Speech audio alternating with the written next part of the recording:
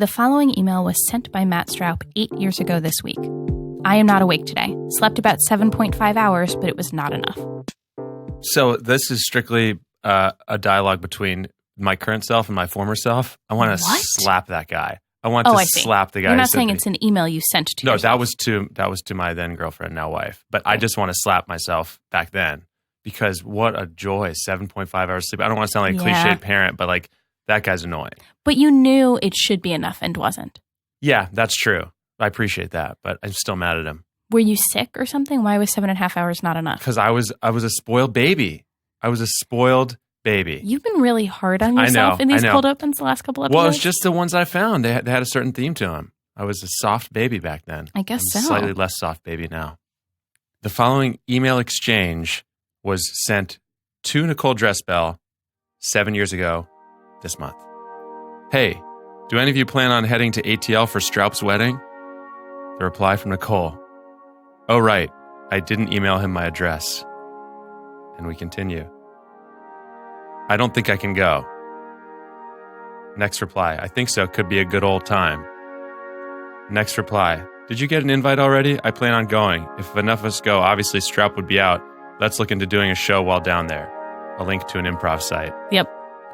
So nice. So in my searching, I found the email exchange where we all flaked on your wedding collectively because I don't think any of us ended up going. Is that true? But yours by far is the worst. The worst. Really? It's better than the one. It's worse than the one that just says, "I don't think I can go." Well, because that's just straight up honest. Like, don't think I can make it.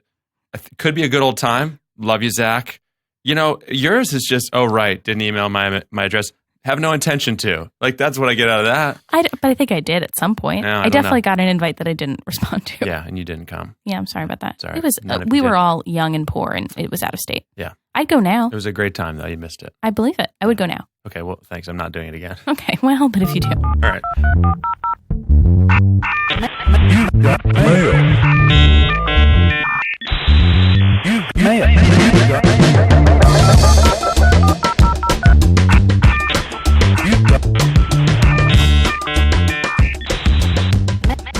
Welcome to Inbox, the show where we gain access to our guests' digital correspondence and mine their personal lives for comedy treasure.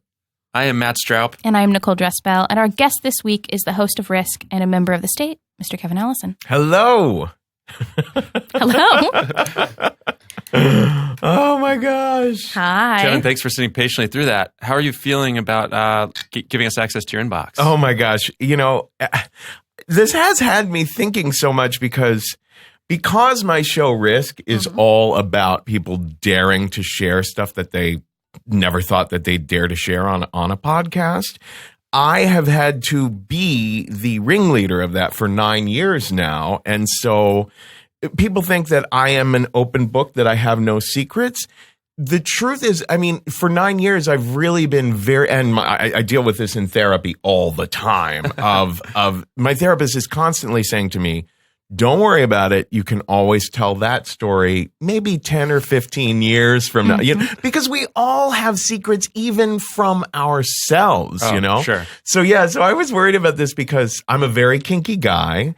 And, you know, if you actually go into my texts, there's just random kinkiness that explodes here and there. And of course, you know, there's my relationship with my producer, JC Cassis. The two of us are best friends. And she's always joking around about, you know, like sexual harassment and stuff like that. She's like, my God, if people could see the way we talk to each other, because all it is like as inappropriate as it could be. But it's just that we understand that between the two of us because, you know, we have a mutual sense of humor. So I'm like, oh my gosh.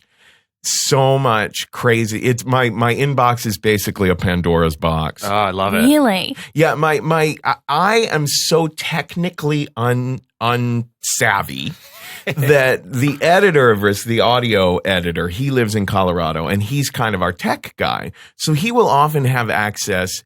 I'll give him access like shared screen wise to my computer so he can clean it out. So he is just so used to, he's a straight guy. He is very used to at this point seeing pictures of every hole in my body and me, tied up this way and that and hanging from the ceiling. He's just like, no, I know you very well now, Kevin.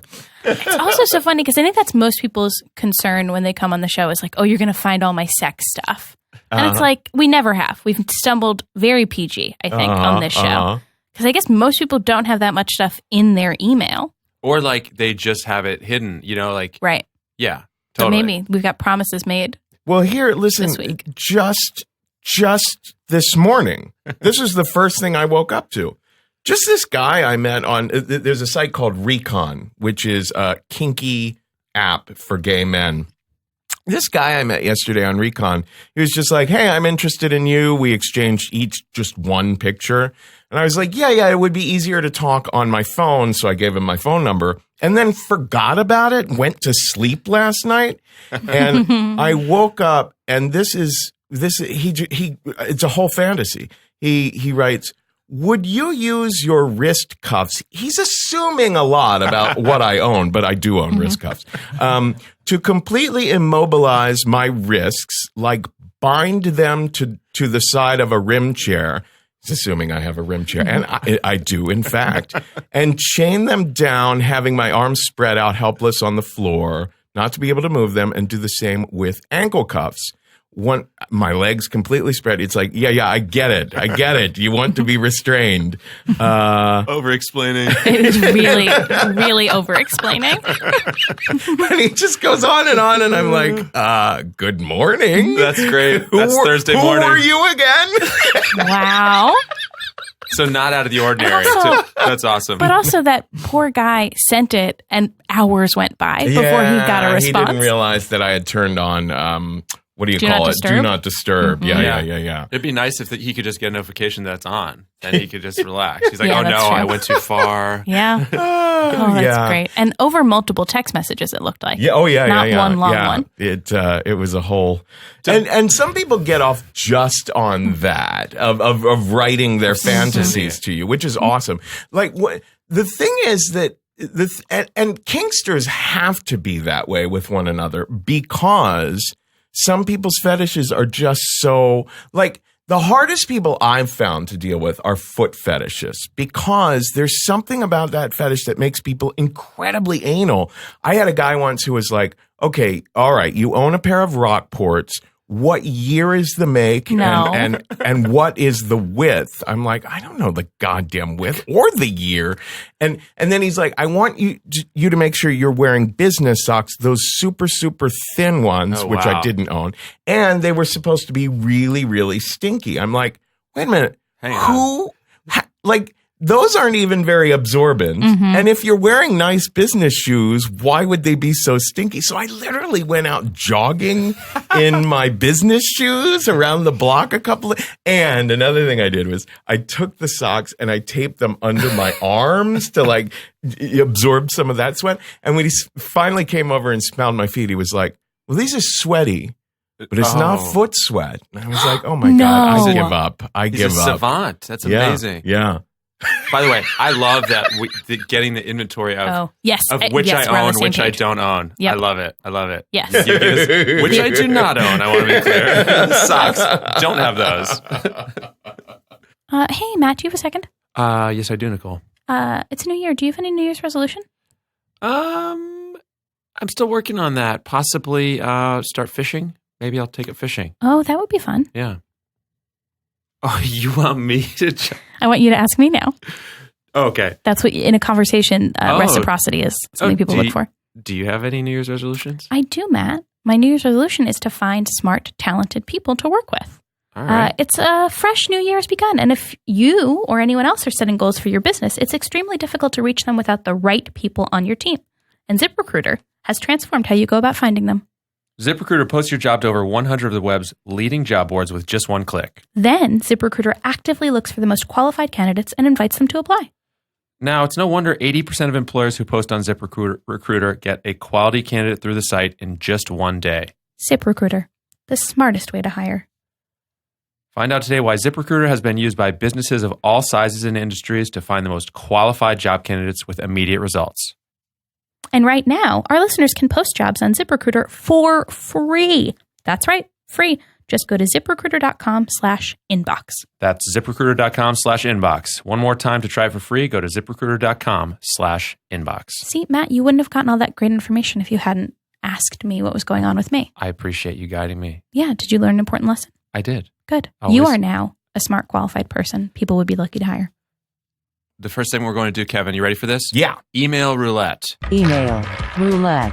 Okay. Now, what we're going to do here is we're going to compose together an email to someone you maybe would rather not send an email to. So we have to pick somebody from your past or present. Could be a former colleague. Could be, what else, Nicole? People do former colleagues, exes. Yeah. Someone who it might be weird for them just to hear from you, or there's something unresolved between you. Old acquaintances. Yeah. Oh my gosh. Yeah. This reminds me. I gave up entirely on being a performer for 4 years, from about 2000 to 2005 or something. I tried to get a regular 9-to-5 office job at a publishing agency. We did books by librarians for librarians. So very exciting books. There was a fella who was this gay guy from the South. And when he would get angry, he would say, "Hell hath no fury like a Southern queen." And he was obsessed with the idea of rising to the top in the world of books by librarians. No way. It's a specific mountain to climb. For librarians. And he hated me. Oh, wow. You've probably had those kinds of jobs. Sure. Where the people who are in charge of you, they know that you think you're better than that position. Yes. They know that you do not intend on staying there or rising. I do remember once when the development editor said to him, "Well, Charles, Kevin, used to be on TV. Like he's been a fairly successful artist." And Charles said, "Then why isn't he there now?" Which, really cut to the quick. I mean, that was exactly my predicament in life. I remember he was incredibly, not even passive aggressive, but just aggressive with me. And I would make terrible. I mean, it was my job to proofread all the books. I made mistakes. Every page I was missing something. So he tried to trick me into signing a piece of paper admitting that I had made a fireable offense mistake. And wait, how did he try to trick? Like he slipped it in with a bunch of other papers you had to sign? Yeah, he was very, this is just, something that we usually do, just getting someone's signature on, yeah. And I showed it to the development editor and he was like, "No, dude, he is totally trying to have you sign away that you're good to be fired, and so that they don't have to give you unemployment." Mm-hmm. Right. And I refused, and then I wrote him this email, and I never sent it, but it was basically like me just like totally suggesting that he was the worst thing that a human being could be. It was so funny. Like I'm now very aware that I didn't send that email, but even then I should have known that I shouldn't have even composed that email in our office email, thing as a draft. But yeah, I just remember that it was like almost Shakespearean with me telling him what a horrible, that he was the worst that humanity could possibly be. And it's so funny because now I talk about any given Republican that way on a regular basis, there is just something about wanting to tell someone that they're, worse than worse. Yeah. So it is interesting. I mean, I have no idea, it's been so long since I've looked back at what's going on with the world of, books by librarians for librarians. But yeah, wouldn't it be outrageous if 12 years later, I send him this email finally? You don't still have the email anywhere, do you? No, I don't. I remember that I used some sort of like Hindu or Buddhist curse.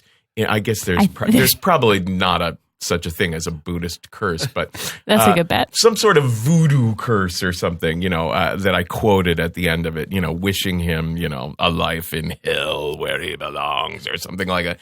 Just like not appropriate for sending to anyone ever. Impressive restraint, though, because I feel like the 2005 edition of most of us would have sent that. You know what I mean? We all have one that we just let fly and then, well, maybe I shouldn't have done that. Well, what really got in the way of our big... is he going to fire me or is he not going to fire me? We had a meeting at 8 a.m. It was supposed to be at like 8 a.m. on this Tuesday morning. And we sat down to have this little meeting. And I'm like, am I going to get fired? Or maybe I'll get a raise, because that's what I was saying. Actually, if you really wanted me to do a better job, you should give me a raise. Bold. It was crazy. And we start having the conversation, and there's just this big. We were at the corner of Canal and Varick, right? So we were pretty far downtown, and there was a very, very audible boom sound down the street, and we were like, huh. And I remember thinking, oh my gosh, I think a plane might have crashed in Staten Island, which I should feel rather bad about because my brother lives on Staten Island. So I should have thought, oh, that could be bad. Right. As opposed to just, oh, that sounds interesting. Right. Oh, interesting. There's been a tragedy in Staten Island. So the meeting goes on, and then I don't remember even what we were arriving at, because soon after the secretary walked in and she was like, guys, planes have flown into the World Trade Center. You guys have got to come out and see this. And so that whole thing just shook everything up. And I think we literally forgot, for the next, we couldn't go to work for the next, I don't know how long, because our offices were closed. You couldn't get downtown. But yeah, that was something. And I'll never forget that Charles said, we were out on the street watching people jump. We were really seeing it, right in front of our eyes. And it was absolutely bewildering. I remember that I was having a hard time standing, because my knees were buckling so much. I was just I remember also there was this woman, the Spanish woman, who was crying in my arms in the street. It was just so surreal. And we come back because we're being evacuated. The bomb squad wanted our building evacuated.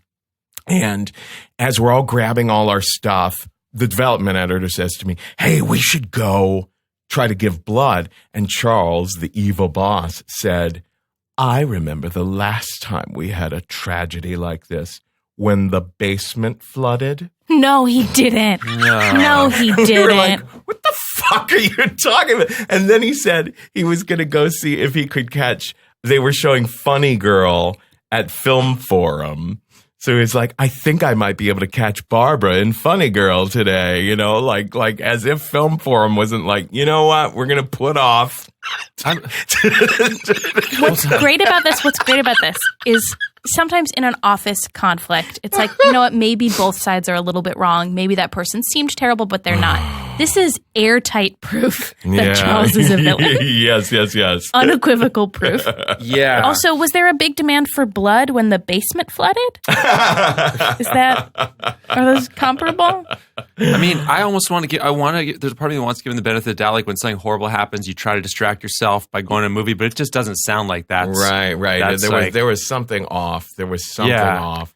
So yeah, I guess, I could try to look up some old voodoo curses and rewrite that, one day I hope there is a hell because that's where you belong sort of email. Wait, now timeline wise, that means this big conflict happened and you were still there for 3 or 4 more years. Yeah, you know what? So what happened was I did end up keeping my job. I didn't get a raise, but everyone, including myself, kind of was figuring out that I really didn't belong there. And you know what finally happened was there was a place called Media Bistro. I don't know. Yeah. Does it still exist? A woman who worked at Media Bistro, which was like a school for writers, wrote to me and she said, hey, you were in the state. This was about 2004 or 5 when this happened. She said, would you like to teach a sketch comedy writing class? And I had so fallen away from, I had just lost my nerve. Stage fright had ruined me and I had basically just given up on the idea of ever being a performer again.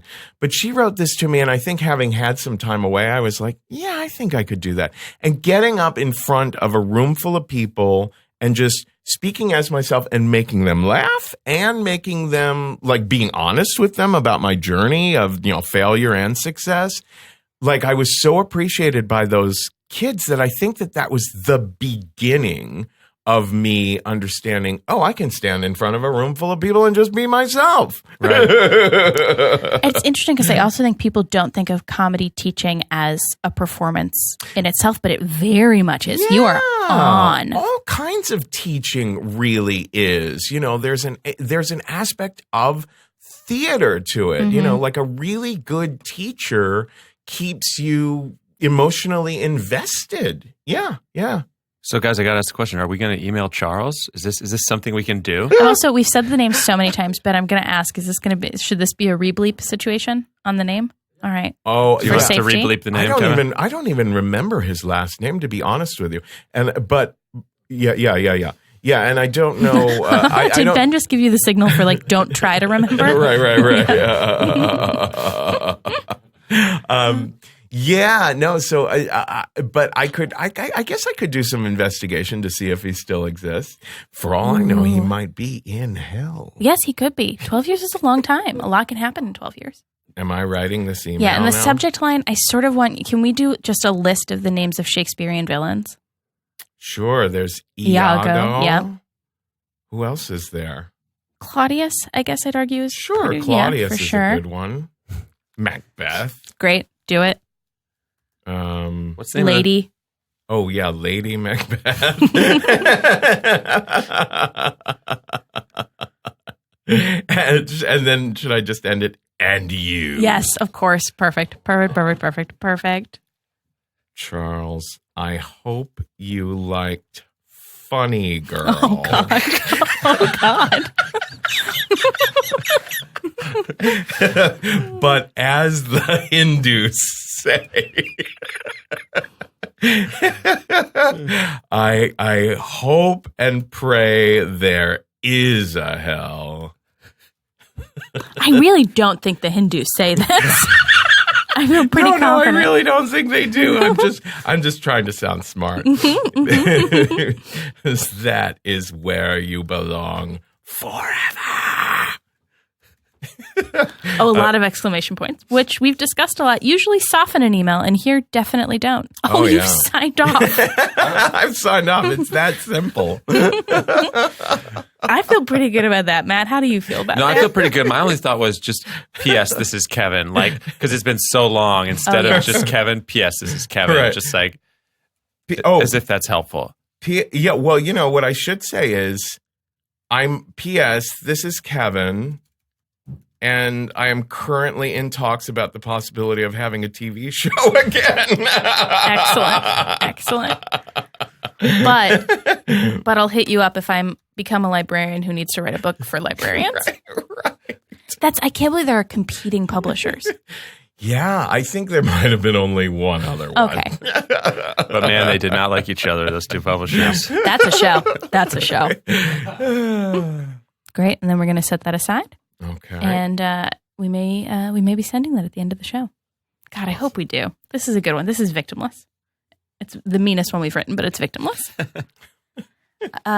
Hey, Ben, time for bottom of the box. The bottom of the box. Okay, well, so Kevin, we should ignore the ones from the Gmail team, Yes. right? Yeah. Although it was nice of them to send those to you. it was nice of them. So Kevin, we're gonna take a look at the oldest email you have in your inbox. All right. And so it looks like 2011 is when you got this particular Gmail particular account. It's so funny. This is Chris Castiglione, who now has his own company called 1 Month, and they teach people how to code in 1 month. Oh, very cool. So he's a very tech savvy guy, and he helped us out setting up Risk's infrastructure in the early days. I love how this email starts, by the way. He's saying, good luck. Good job with the Gmail, as in, yeah, you successfully set up a mail account. I'll have in 2011. Yeah, exactly. I'll have Kevin at risk-show.com set up for you soon. All that and your related risk stuff. Oh my God. This is a very efficiently written email. Each new idea is in bold. Well, he has since become, this does look very organized, but Chris has become much more organized since. He now believes no email should consist of more than 5 sentences. Wow. He's a proponent of, I guess someone teaches that somewhere. Everything is a bulleted list with him now. But does he aim for 5? Does he hit 5, no more, no less? I think it's no more than is the idea, so that you're really boiling things down. Gotcha. Which is, one of the reasons that Twitter, I think, was so effective when it started, and maybe less so now, forcing people to say, more with less. Yeah. I was wondering, though, if it's like, if you don't have 5 things to say, don't send an email. It's like every email should consist of at least 5 sentences? No. It's not time to send it yet. I need a couple more things. So this is just basically all about setting up, making sure our Risk site was running, but also the Story Studio. So I own 2 companies. One is Risk, the podcast and touring show. And the other is the Story Studio, where we teach storytelling, both to people, just on whatever, people for creative purposes, but also to corporations and stuff like that. Yeah. So, also, the price differential on the 2 domains available is astounding. Yeah. StoryStudio.com was $8,600, which is not worth it. Wow. StoryStudio.org was $9. That's a no-brainer right there. Yeah, right? That's like a squatting thing, right? Like people will squat on what they think will be popular domains, and then they can charge you whatever they want That's for like it. an aiming too high thing, I think is what that we're is. currently paying someone several $1,000s for KevinAllison.com. Wait, I don't know. Is that allowed? I thought they weren't allowed to take something if it was your name. Oh, really? I thought there's legal stuff involved in that. You can't squat on somebody's name. But what if it's your name and you're squatting on it and there's more than one of you? Then that's different. Oh, there's plenty of Kevin Allisons. Yeah. But if this person is not a Kevin Allison, Well, I don't then think they that's should do the that. story. Oh, I see. Gotcha. We're going to look this up Free later. legal advice from Nicole is also part of this podcast. Yeah, pre-casual, maybe ill-informed legal advice. But I There would say you go. definitely worth Googling before you shell out that money. Casual and ill-informed. But legal-ish. Solid email. Solid. More interesting than just a regular sending up the email account email. Oh my God, Kevin, I'm so sorry. I just looked at what your inbox is. What's that? 9,386 emails. Oh. That's stressing me out. Well, I don't do a good job of the Risk email. I literally, that's JC's responsibility, my business partner. Her response. The first job I got after that, job at that Books by Librarians for Librarians place was. Is that what it's called? Please tell me that's the that company name. I want that to be the name. I don't even want to know. Just say yes. Yes, that's absolutely what they're called. It was. I became the artistic director of the People's Improv Theater, the Pit. Yeah, and that was a year that I lasted in that job, which was pretty impressive for as far as the history of me lasting at jobs. I was in that role, people are pitching you ideas for shows. People are asking about scheduling problems. People have problems with, I don't know, this, that, and the other theater-wise. So I was getting maybe 90 emails or so a day and really, really learned, holy camoles, how stressful that can be being in charge of an email box and inbox. And so when I created Risk a few years later, I realized, oh my God, I need someone who is far, far, far more organized and far, far, far more decisive and I don't know, what is it? What is left-brained the more organized and mathematical sort of thinking person? Yes. Someone who is the opposite of me, being kind of a creative scatterbrain. So it's her job to literally meet with me on Skype every morning at 10:30 and tell me, answer this email now. Okay, now answer this one. Okay, we're going to delete this one. And, you know. No. Yeah. She helps me like keep my damn email, because now, you know, we're up to the point where Risk and the Story Studio are successful enough that we're right back where I was back at the pit, where we're getting that many emails a day. So it really takes very, very thorough going through them. That sounds like a dream, by the way. I just want someone to meet with every morning and be like, okay, respond to this one now, Matt. Let's do this. It's kind of, I say that she's like my dominatrix, my business dominatrix. That is a certain amount of our text messages, Matt. That's true. That is most of our exchanges, Nicole. Like, hey, can you respond to that email? Yeah. Sometimes it's me keeping you on your toes, and sometimes it's me tricking you into work I don't want to do. Well, that's true also. That was a recent one. That was a recent one. Yeah. Wait, so you do it via Skype. Is she in a different place? No, it's just that we don't have an office, you know. So she's in her bedroom and I'm in my bedroom. In the same house. Right. Hey, Kevin, do you have a chat we could read? Yeah, I have a bunch here of me and JC where she's doing basically that, poking me about things. This is her. I had said in a group chat to a bunch of other people, I had said thanks to Brad, another person who works with us.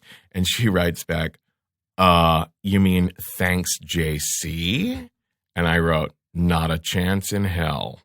And she said, you were thanking Brad because you thought he sent that text?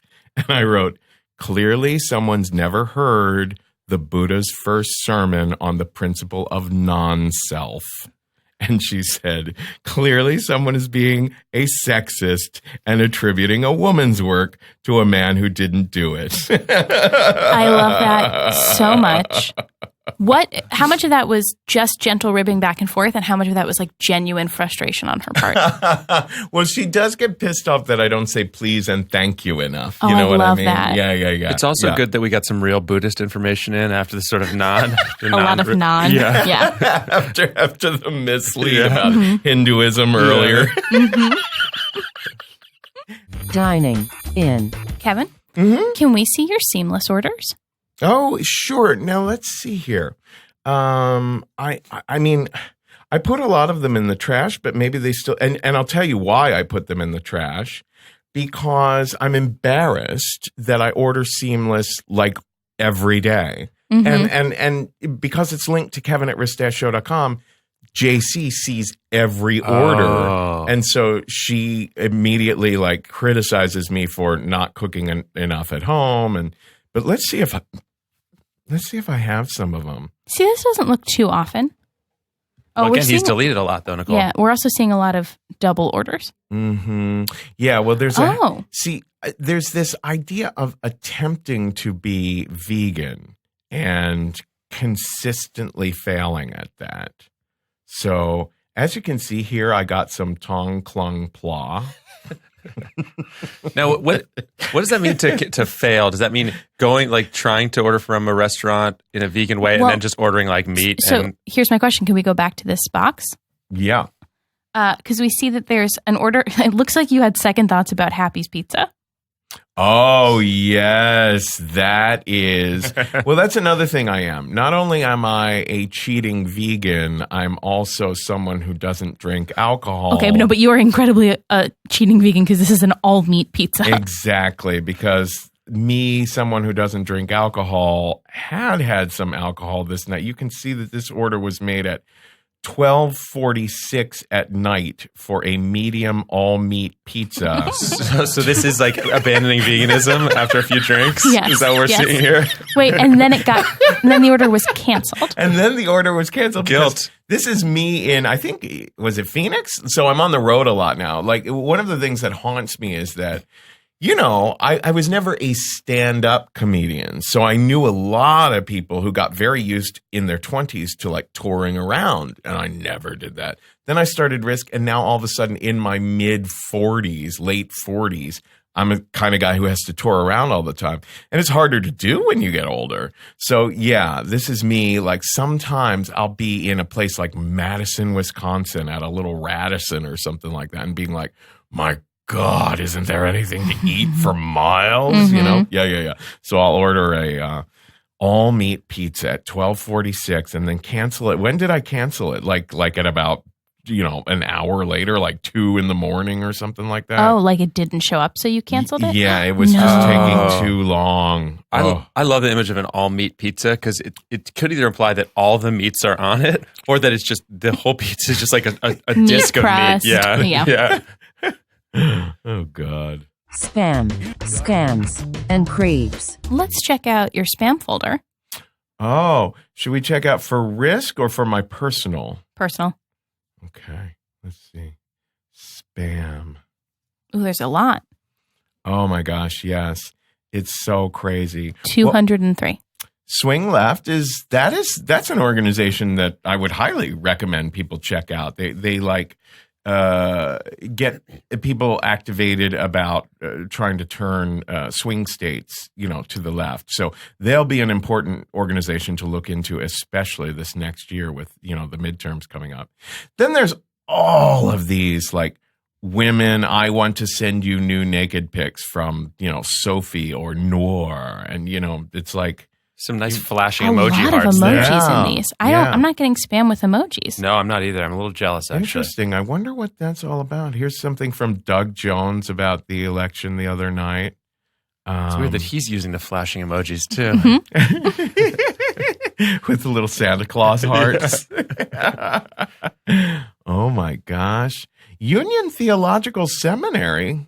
It's interesting. So I am just the craziest mix of spiritual, self-helpy kind of stuff and porn and left-wing politics.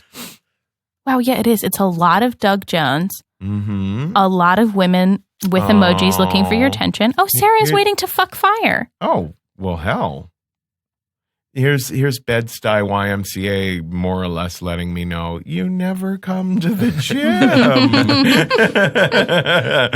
Oh, here's Dr. Furman, who's, the vegan guy who teaches you to eat nothing but lettuce. Oh, well, maybe if those weren't going to spam. Yeah. Your spam is kind of like a series of reminders, sort of like. Yeah. Some are nefarious or some are a little kinky. It's pretty great. Yeah. It's a pretty great spam folder.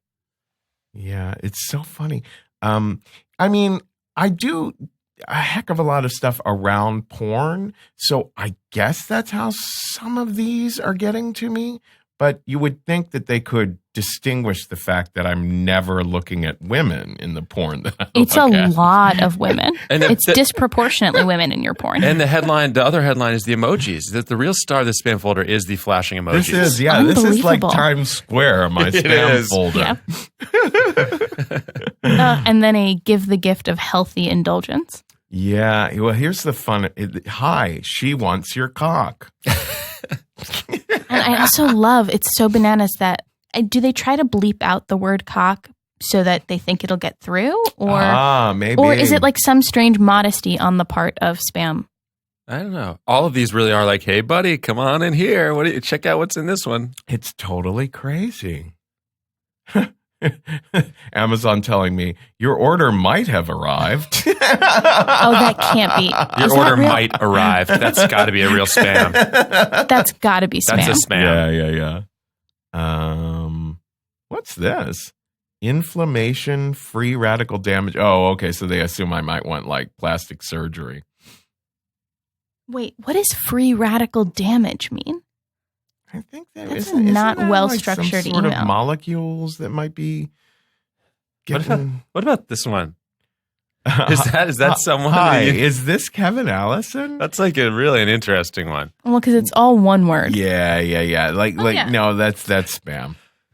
That's spam. It's a nice try, though. It's a nice try. I almost got you to reply to that one. It's funny the ones that are saying that are referring to a woman as like not being the one who says she's like waiting to find, in the as third if they're person. writing for a friend. Yes. Hi, I'm writing for my friend who happened to have found your email address and she's waiting to fuck you, whoever you might be. Yeah. She's like, she's waiting to fuck you. What are you waiting on, man? Come on, let's go. Let's go. We've got another "Are you Kevin Allison?" email, except this one is "Are you Kevin Allison?" Question mark. We need to talk. These are all just trying to start a dialogue. That's interesting. Mm-hmm. And one from Bernie Sanders. Are you Kevin Allison? She wants to fuck you. Thanks, Bernie. Oh, man. Search. Alert. All right. Do you have a search term? What's that mean? So we are going to give you a search term, and then we'll see what comes up in your email. Cool. Do you have a good one, Matt? I don't know. I'm trying to think. Kevin, do you have anything you think might... Well, I used to literally have a Google alert for butts. Why? Just because I love butts. But it's so open-ended. Yeah, no. I thought it would be. I thought so it to might be speak. funny if I was constantly getting alerts about butts, and that I would probably get great news items that I could share with people on. Oh, what just happened? For some reason, it worked better when it was butts and not butt. I just want to say, I think that's a great idea. A Google alert for butts is brilliant. Yeah. Let's see what it. Yeah. Here it is. So here's some here's the last time I got a Google alert about butts. It was January last year, so it seems like your New Year's resolution was unsubscribing from Google alerts about butts. Yeah. I had decided, okay, I've had enough of butts. I mean, not in real life, but in as far as Google alerts go. But this is the articles they sent me were how Buffett and Greenblatt both moved on from cigar butt investing, whatever that means. Panthers OC denies calling plays with a tight butt. Kevin Hart's snowball kicks bunny butt in the new Secret Life of Pets trailer. Were you kind of hoping for like, hey, check out this butt? That's kind of more what you're hoping for. Well, I was hoping more for, someone got something stuck in their butt okay. or, funny stuff. Goofy butt news. Goofy butt news. Exactly. Oh, here's something from the Yukon Butt Blaster. What on earth? Oh, okay, that's some sort of weightlifting thing. It's a great product name, the Yukon Butt Blaster. Indeed. How often do you think you got the butt news you were looking for? Oh, daily. Really? No, but I mean, how like, often did I get something that really... Yeah, they may say, that's why I signed up for that. Maybe once a week. I would find something that was funny, and then I could post it on Facebook and Twitter, and people would be like, wow, you really are keeping up with butt news. Oh, you know what I wanted to share? I wanted to share this email. We get a lot of emails from... Oh, I sent it to myself. From fans about their experience with Risk. And this one was outrageous. Oh, great. this is long and it looks like it's a lot of dialogue. Yeah. Is this like a play? Yeah, it is.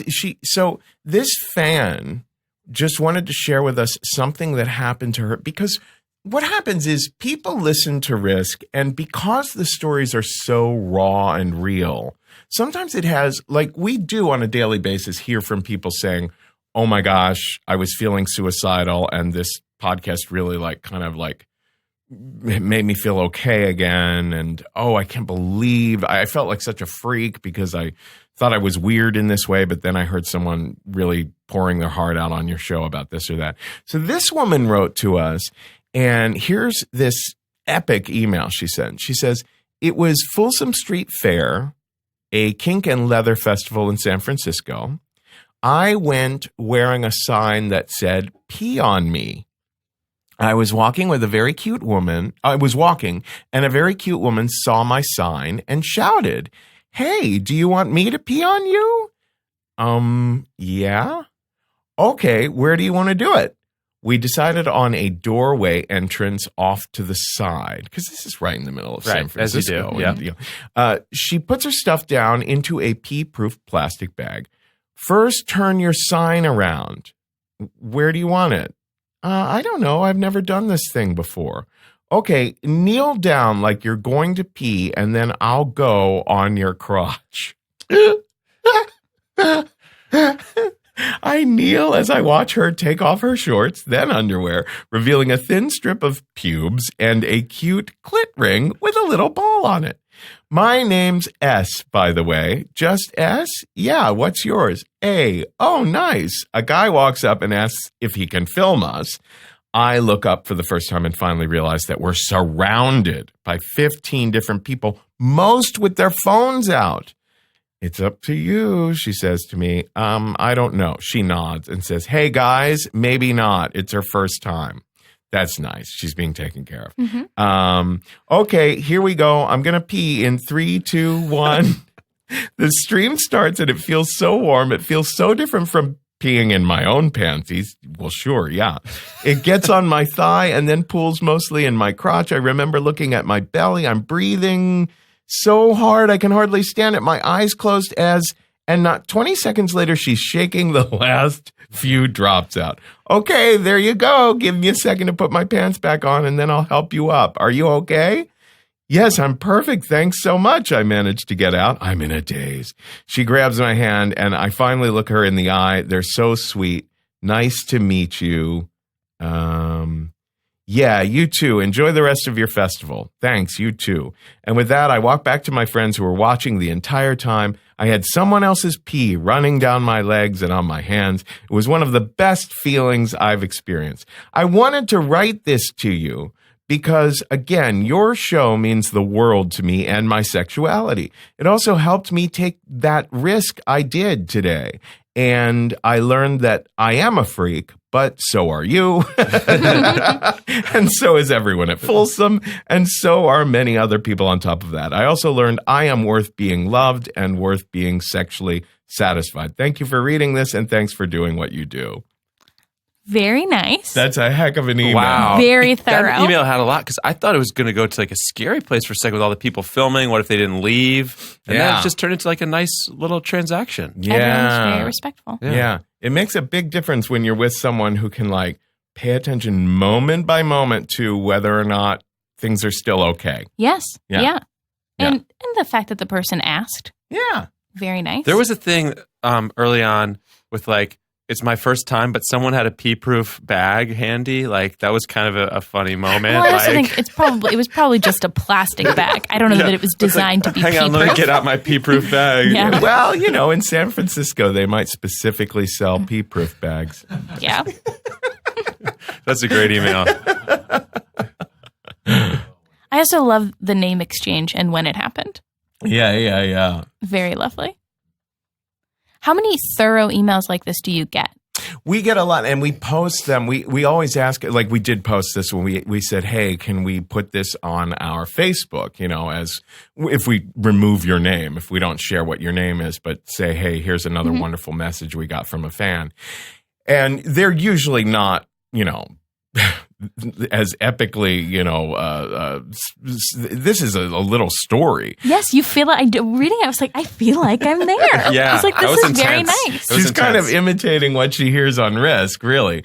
But no, usually they're people who are just very heartfelt saying, holy cow, like for example, we once got an email from someone who said, my stepson, he was like, our relationship was non-existent for like 4 years. I could not like bond with him in any way. He like barely talked to me, and I could tell he was really getting into serious with drugs.